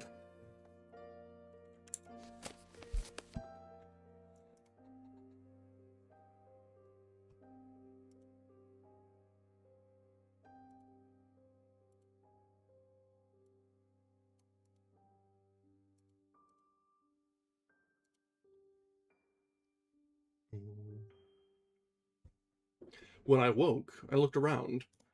There was sunlight coming in through the shutters. I saw the big armoire, the bare walls, and 2 chairs. My legs and the dirty bandages stuck straight out in the bed. I was careful not to move them.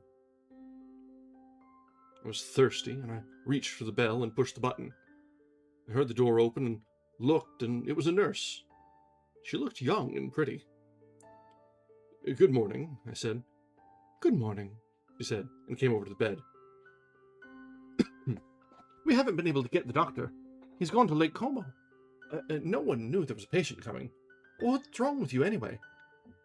"I'm wounded, in the legs and feet, and my head is hurt."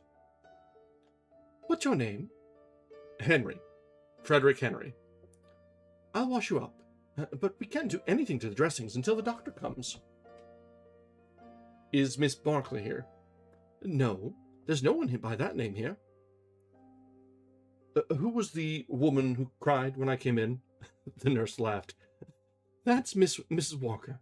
She was on night duty, and she'd been asleep. She wasn't expecting anyone." While we were talking, she was undressing me, and when I was undressed, except for the bandages, she washed me, very gently and smoothly.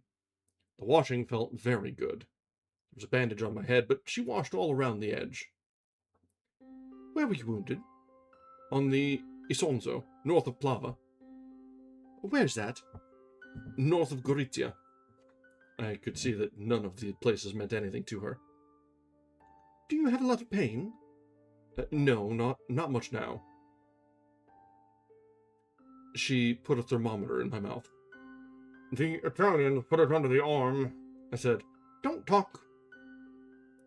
When she took the thermometer out, she read it and then shook it. "What's the temperature?" "You're not supposed to know that."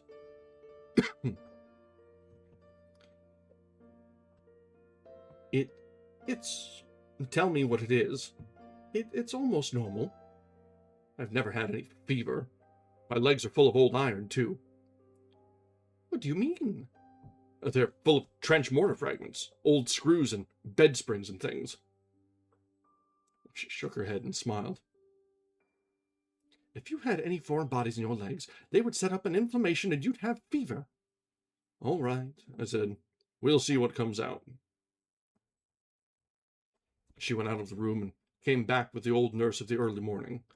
Together they made the bed with me in it. That was, new to me, and an admirable proceeding. Who's in charge here? Miss Van Kampen. How many nurses are there? Just us two. Won't there be more? Some more are coming. When will they get here? I don't know. You ask a great many questions for a sick boy. I'm not sick, I said. I'm wounded. They had finished making the bed, and I lay with a clean, smooth sheet under me, and another sheet over me. Mrs. Walker went out and came back with a pajama jacket. They put that on me, and I felt very clean and dressed. You're awfully nice to me, I said. The nurse called Miss Gage giggled. Could I have a drink of water? I asked. Certainly. Then you can have breakfast. I don't want breakfast. Can I have the shutters opened, please? The light had been dim in the room, and when the shutters were opened, it was bright sunlight, and I looked out on a balcony, and beyond were the tile roofs of houses and chimneys. I looked out over the tiled roofs and saw white clouds, and the sky very blue. Don't you know when the other nurses are coming? Why, don't we take good care of you? You're very nice. Would you like to use the bedpan? I might try. They helped me and held me up, but it was not any use. Afterward I lay and looked out the open doors into the balcony. When does the doctor come? When he gets back. We've tried to telephone to Lake Como for him. Aren't there any other doctors? He's the doctor for the hospital. Miss Gage brought a pitcher of water and a glass. I drank 3 glasses, and then they left me. I looked out the window a while and went back to sleep. I ate some lunch, and in the afternoon, Miss Van Kampen, the superintendent, came up to see me. She did not like me, and I did not like her. She was small and neatly suspicious and too good for her position.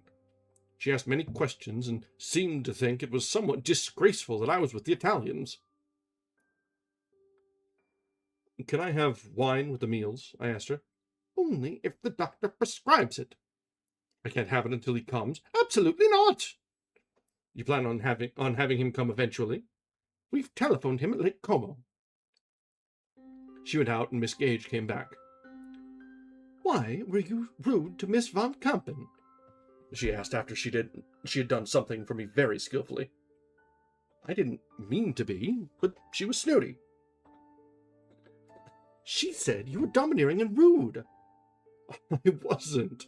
What's the idea of a hospital without a doctor? He's coming. They've telephoned for him at Lake Como. What did he do there? Swim? No, he has a clinic there. Why don't they get another doctor? Hush, hush. Be a good boy and he'll come. I sent for the porter, and when he came I told him in Italian to get me a bottle of Cinzano at the wine shop, a fiasco of Chianti, and the evening papers. He went away and brought them wrapped in newspaper, unwrapped them, and, when I asked him to, drew the corks and put the wine and vermouth under the bed.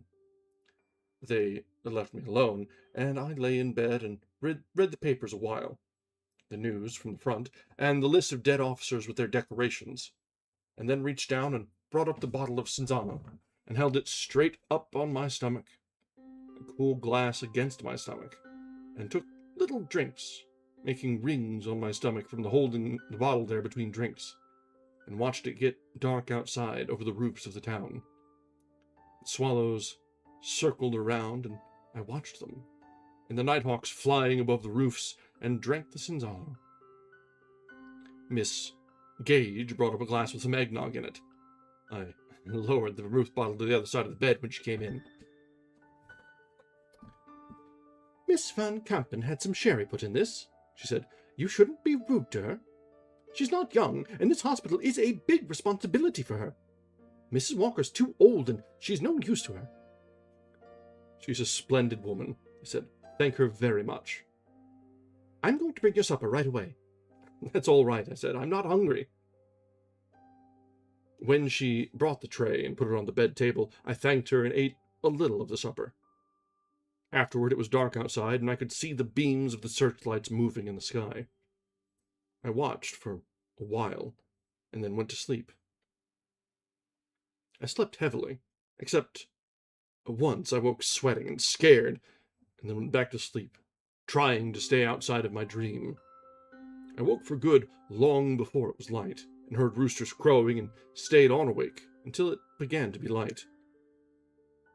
I was tired, and once it was really light, and went back to sleep again.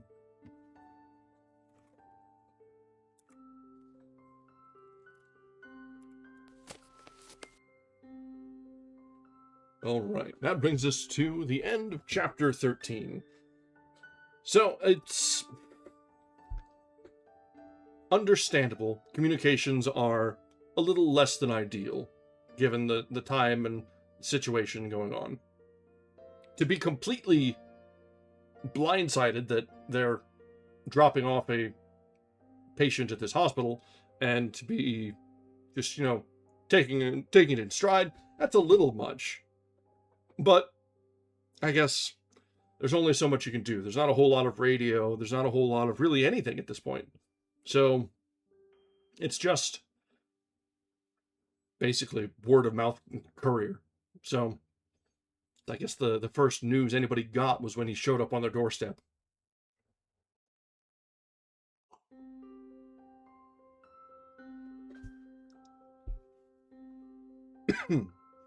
Alright, let's continue on with chapter 14. We should be able to get another one or two chapters in tonight. We'll see how long this one runs.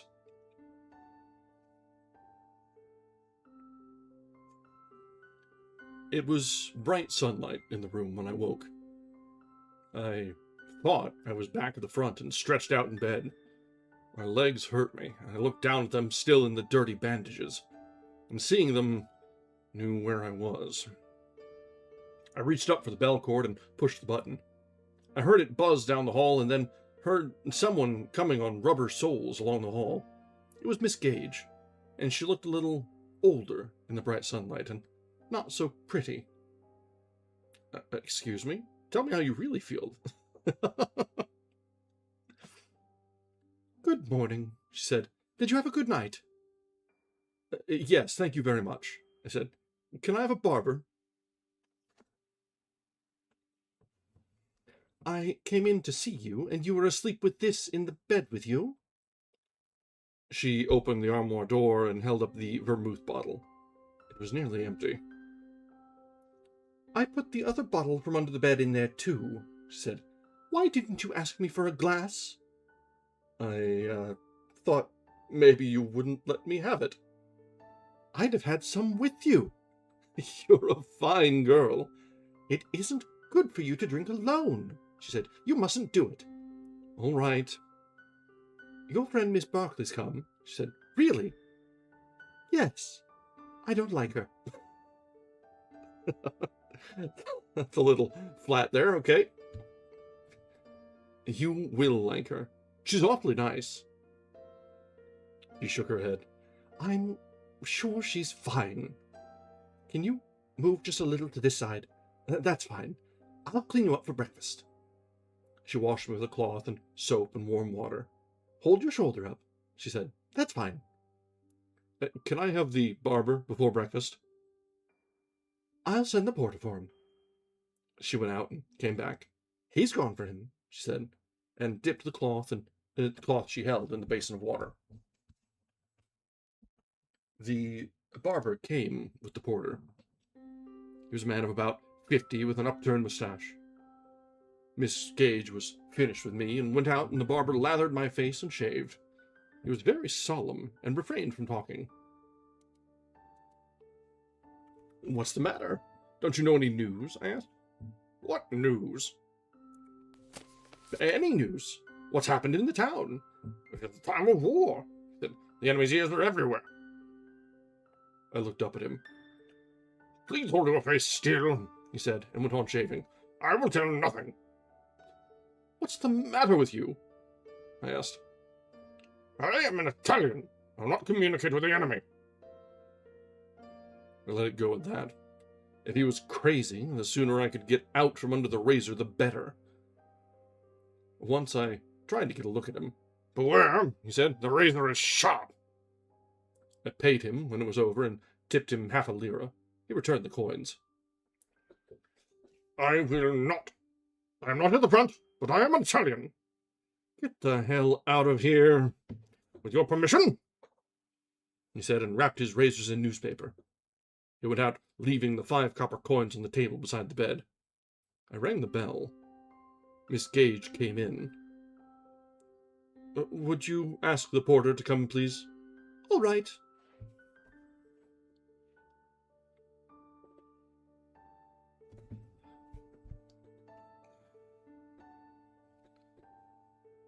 The porter came in. He was trying to keep from laughing. Is that barber crazy? No, signoro. He made a mistake. He doesn't understand very well, and he thought I said you were an Austrian officer. Oh, I said. The porter laughed. He was funny. One move from you, he said, and he would have... He drew his forefinger across his throat. He tried to keep from laughing. When I tell him you are not an Austrian... I said bitterly. How funny if he would cut my throat. Ho, ho, ho. No, signoro, no. He was so frightened of an Austrian. Ho, ho, ho, ho, I said. Get out of here.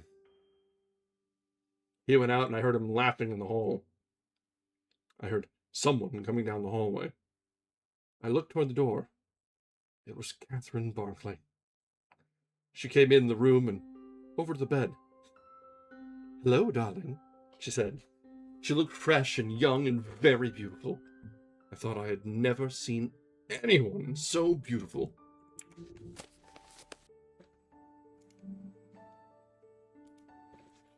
Hello, I said. When I saw her, I was in love with her. Everything turned over inside of me. She looked toward the door, saw there was no one. Then she sat on the side of the bed and leaned over and kissed me. I pulled her down and kissed her and felt her heart beating. You sweet, I said. Weren't you wonderful to come here? It wasn't very hard. It may be hard to stay. You've got to stay, I said. Oh, you're wonderful. I was crazy about her. I could not believe she was really there and held her tight to me. You mustn't, she said. You're not well enough. Yes, I am. Come on. No, you're not strong enough. Yes, I am. Yes, please. You do love me. I really love you. I'm crazy about you. Come on, please. Feel our hearts beating. Yeah, I don't care about our hearts. I want you. I'm just mad about you. You really love me? Don't keep on saying that. Come on, please. Please, Catherine. All right. Only for a minute. All right, I said. Shut the door. You can't. You shouldn't. Come on. Don't talk. Please, come on.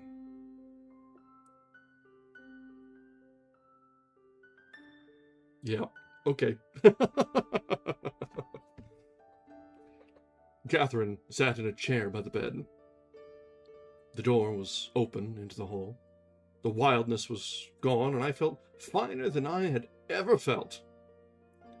She asked, Now, do you believe I love you? Oh, you're lovely, I said. You've got to stay. They can't send you away. I'm crazy in love with you. We'll have to be awfully careful. That was just madness. We can't do that. We can at night. We'll have to be awfully careful. You'll have to be careful in front of other people. I will. You'll have to be. You're sweet. You do love me, don't you? Don't say that again. You don't know what that does to me. Well, be careful then. I don't want to do anything more to you. I have to go now, darling. Really. Come back right away. I'll come when I can. Goodbye. Goodbye, sweet. She went out. God knows I had not wanted to fall in love with her. I had not wanted to fall in love with anyone. But God knows I had. And I lay on the bed in the room of the hospital in Milan, and all sorts of things went through my head. But I felt wonderful. And finally, Miss Gage came in. The doctor's coming, she said. He telephoned from Lake Como. When does he get here? He'll be here this afternoon.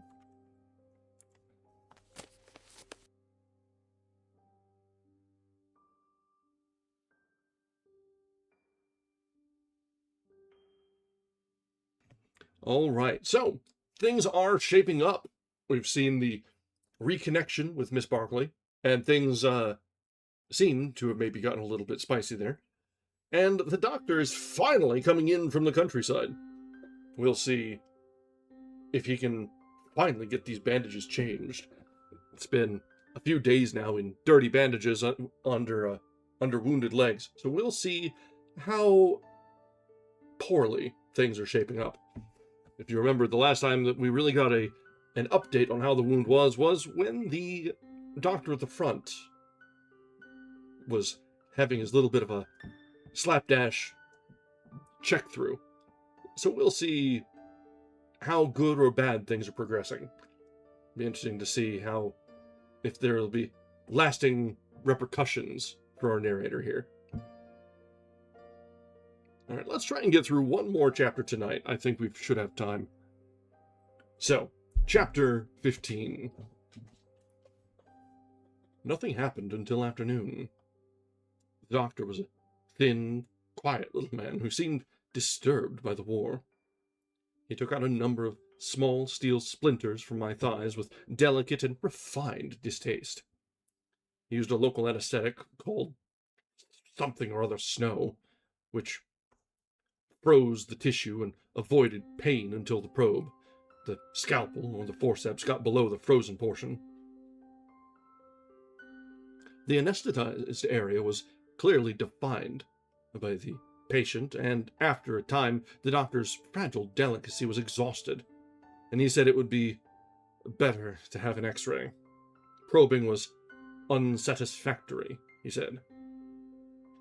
The X-ray was taken at the Ospedale Maggiore, and the doctor who did it was excitable, efficient, and cheerful.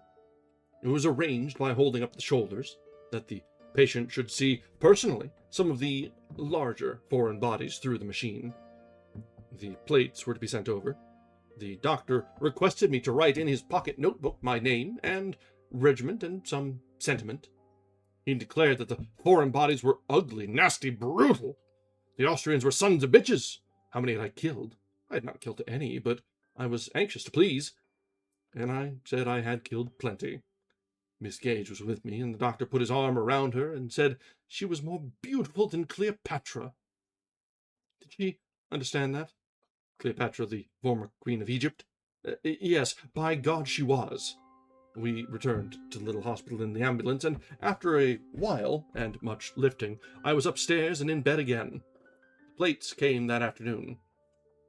The doctor had said, by God, he would have them that afternoon, and he did. Catherine Barkley showed them to me. They were in red envelopes, and she took them out of the envelopes and held them up to the light, and we both looked. That's your right leg, she said, then put the plate back in the envelope. This is your left. Put them away, I said, and come over to the bed. I can't, she said. I just brought them in for a second to show you. Wrong person. That Gage. No, that was Barkley. Okay. Getting my voices mixed up as we're adding characters. She went out and I lay there. It was a hot afternoon and I was sick of lying in bed. I sent the porter for the papers. All the papers he could get. Before he came back, 3 doctors came into the room. I have noticed the doctors who fail in the practice of medicine have a tendency to seek one another's company and aid in consultation. A doctor who cannot take out your appendix properly will recommend to you a doctor who will be unable to remove your tonsils with success. These were 3 such doctors. All right. Our narrator here is spitting facts now. We're getting awful real all of a sudden. This is the young man, said the house doctor with the delicate hands. How do you do, said the tall, gaunt doctor with the beard. The 3rd doctor, who carried the x-ray plates in their red envelopes, said nothing. Remove the dressings, questioned the bearded doctor.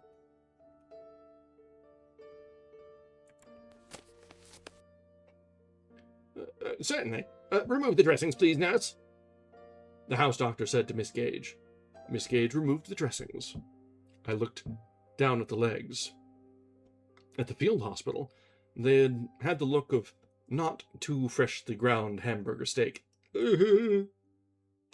Now they were crusted, and the knee was swollen and discolored, and the calf sunken, but there was no pus. Very clean, said the house doctor. Very clean and nice. Said the doctor with the beard. The 3rd doctor looked over the house doctor's shoulder. Please move the knee, said the bearded doctor. I can't. Test the articulation, the bearded doctor questioned. He had a stripe beside the 3 stars on his sleeve. That meant he was a first captain. Certainly, the house doctor said. 2 of them took hold of my right leg very gingerly and bent it. That hurts, I said. Yes. A little further, doctor. That's enough. That's as far as it goes, I said. Partial articulation, said the first captain. He straightened up.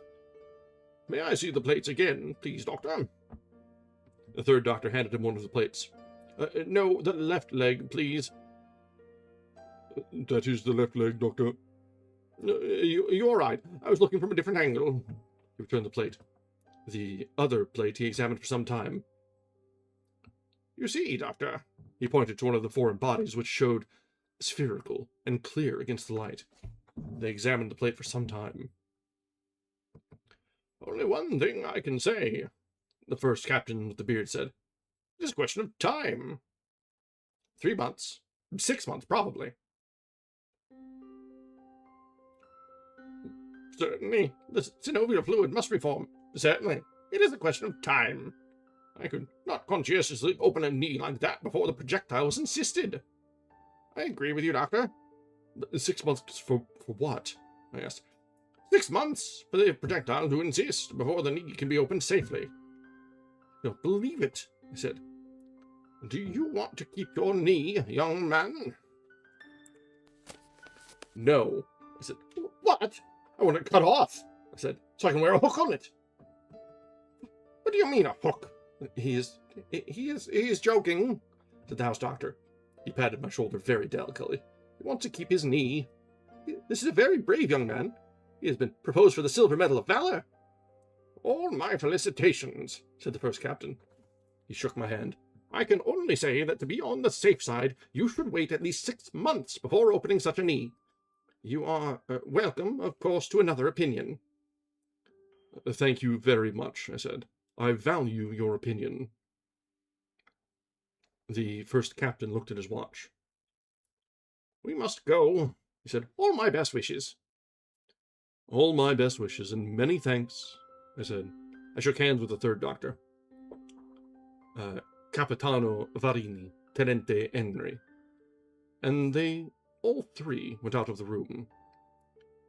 Miss Gage, I called. She came in. Please ask the house doctor to come back a minute. He came in holding his cap and stood by the bed. Did you wish to see me? Yes. I can't wait 6 months to be operated on. My God, doctor! Did you ever stay in bed 6 months? You won't be in bed all the time. You must first have the wounds exposed to the sun. Then afterwards you can be on crutches. For 6 months? And then have an operation? That is the safe way. The foreign bodies must be allowed to insist, and the synovial fluid will reform. Then it will be safe to open up the knee. Do you really think yourself. I will have to wait that long. That is the safe way. Who is that first captain? He's a very excellent surgeon of Milan. He's a first captain, isn't he? Yes, but he is an excellent surgeon. I don't want my leg fooled with by a first captain. If he was any good, he would be made a major. I know what a first captain is, Doctor.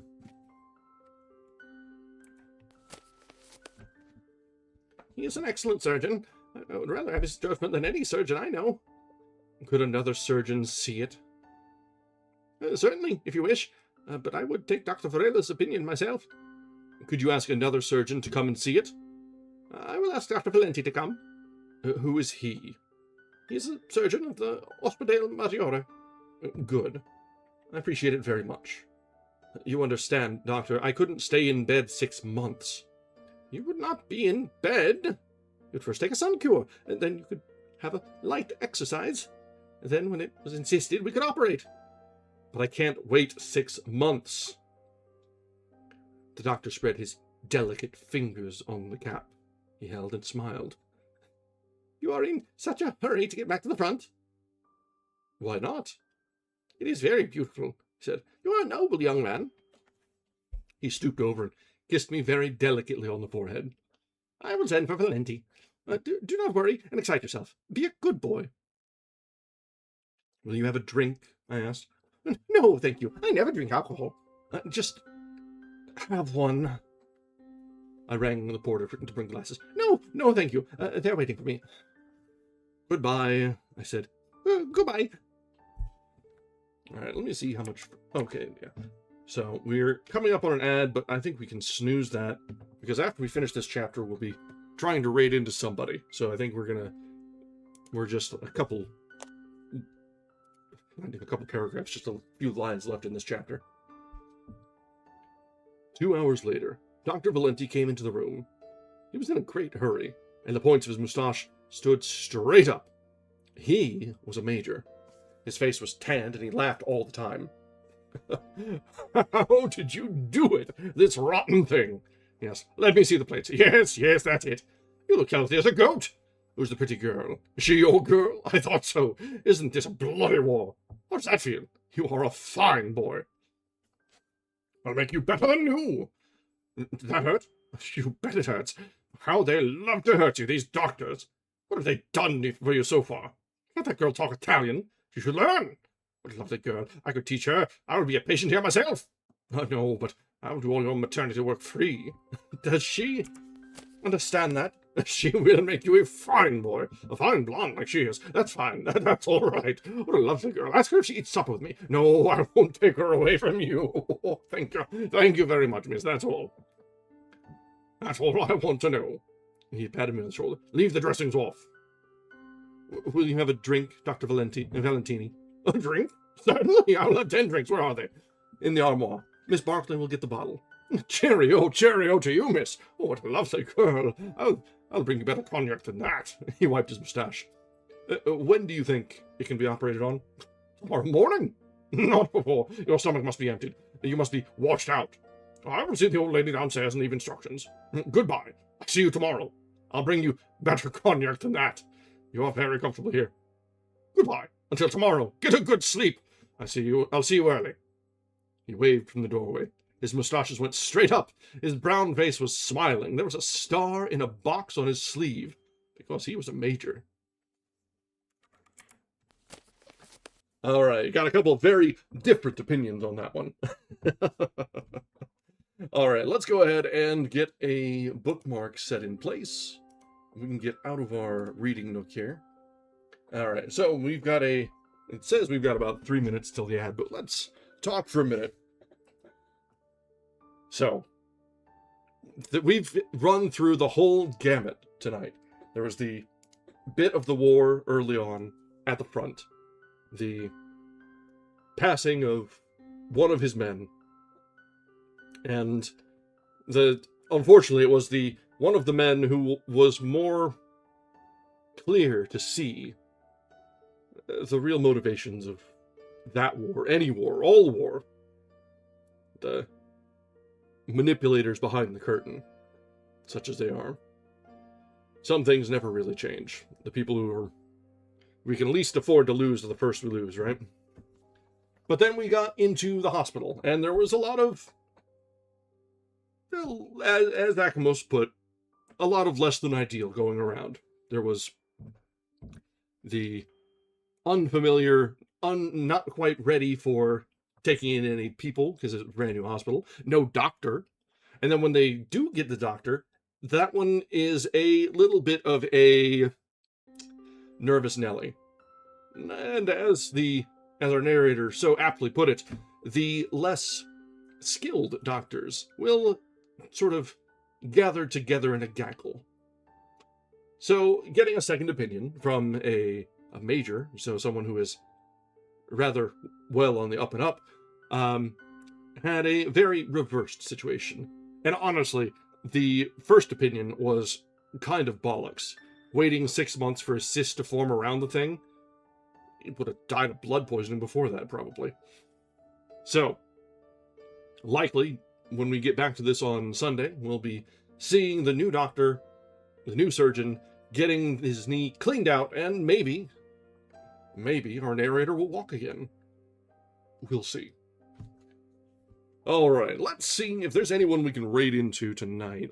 No, last time we weren't able to, because it's just kind of awkward to find readers. Let's see.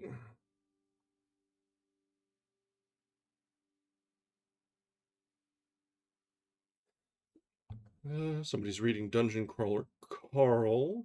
I've been meaning to read that myself sometime. Just personally, not like on stream or anything. Let's see.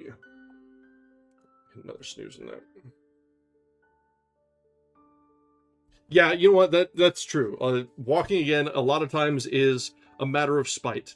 And that's how you get through PT. With spite and anger and bitterness.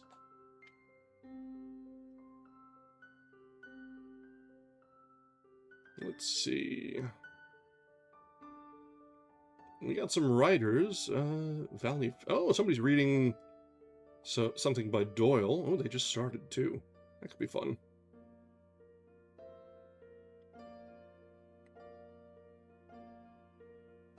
I think that might be where we go. Let's try that. So let's see. Assuming they allow us to raid in.